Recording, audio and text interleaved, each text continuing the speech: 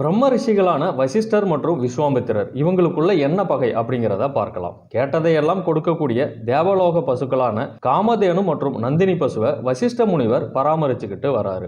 அந்த பசுவை எப்படியாவது தன்னோட அழைச்சிக்கிட்டு போயிடணும் அப்படின்னு கௌசிகன் அப்படிங்கிற அரசன் தன் படைகளோட வசிஷ்டரினுடைய இருப்படத்தை நோக்கி தாக்க வரான். ஆனா வசிஷ்ட முனிவரோ ஆயுதம் எதுவுமே ஏந்தாம தன்னுடைய தவ வலிமையினால கௌசிக மன்னனினுடைய பல்லாயிரக்கணக்கான படைகளை தடுத்து நிறுத்துறாரு. இதை பார்த்த கௌசிகன் சத்திரிய பலத்தை விட, அதாவது அரச பலத்தை விட பிரம்மசக்தி தான் சிறந்தது அப்படிங்கிற உண்மையை உணர ஆரம்பிக்கிறான். இதனால வசிஷ்டரை போலவே பிரம்மரிஷி பட்டத்தை பெற கௌசிக மன்னன் மிக கடுமையான தவம் புரிய ஆரம்பிக்கிறான். அவர் தவத்தினுடைய சக்தி தேவலோகத்தில் இருக்கக்கூடிய இந்திரனுக்கு ஒரு அச்சத்தை உண்டாக்குது. அதனால தேவலோக கன்னிகையான மேனகையை கௌசிகன் முன்னால நடனமாட செய்து அவருடைய தவத்தை கலைக்க உத்தரவிடுறாரு. அதன்படியே செய்த மேனகையும் கௌசிகன் முன்னாடி நடனமாடி அவருடைய தவத்தை கலைக்கிறாங்க. அதன் பிறகு மேனகையையே திருமணம் செய்து கொண்ட கௌசிகன் தவத்தை விட்டு சராசரி வாழ்க்கைக்கு திரும்புறாரு. பிற்காலத்துல தன் தவத்தை கலைக்க தான் மேனகை வந்தாங்க அப்படிங்கிற உண்மையை அறிந்த கௌசிகன் கோபம் கொண்டு மேனகையை விட்டு 1000 ஆண்டுகளுக்கு கடும் தவம் புரிய